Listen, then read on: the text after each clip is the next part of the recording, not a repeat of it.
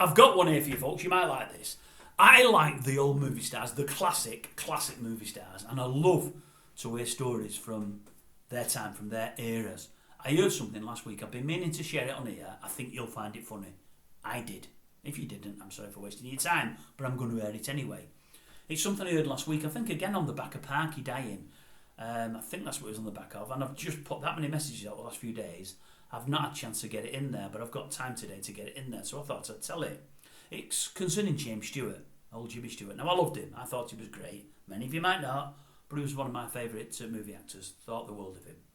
Anyway, I'm sure it was on Parky. I've heard lots of stories about James Stewart, and they're all great. I'd never heard this before.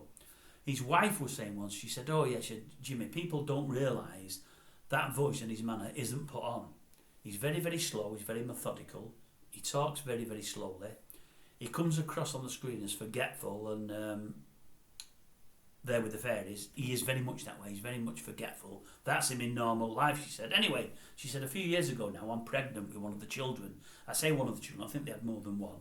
And I'm pregnant at this time. She said, anyway, Jimmy had time off work. He'd not filmed the movie because he knew I was ready to drop any time. And he's a panicker. He's a worrier. So what he was doing 2 or 3 times a week, he was loading up the car and rushing to the hospital because there's different ways to get to the hospital and he wanted to find the quickest way and he wanted to do it the quickest time because he knew whenever I said we need to go, he needed to get me there as quick as he could and he wanted to be of help to me. Anyway, he practiced it time after time after time. Then the day came. I think she said her waters had actually broke, but I might be wrong on that. But anyway, she says, Jimmy, I'm ready to go. So what does he do? Loads up the car, gets everything in the car, boom, starts it up, gets to the hospital, looks at his watch, he's over the moon with himself, he's done it in record time without causing any grief, without being a mither on the road to anybody or without hurting anybody.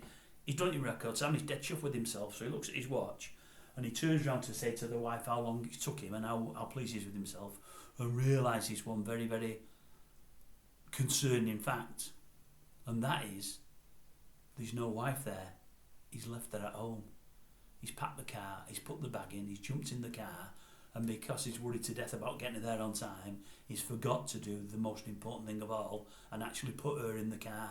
She said, I just couldn't believe it. I'm sure I heard, I might be wrong about this, but I think he rushes back home to pick her up, and I think by that time she's rung the ambulance, and the ambulance is there loading her up, and she's like shaking her head thinking, how on earth can you leave your wife when it's your wife you're taking to hospital? That, folks, was Jimmy Stewart. Loved him, but obviously a little bit scatterbrained.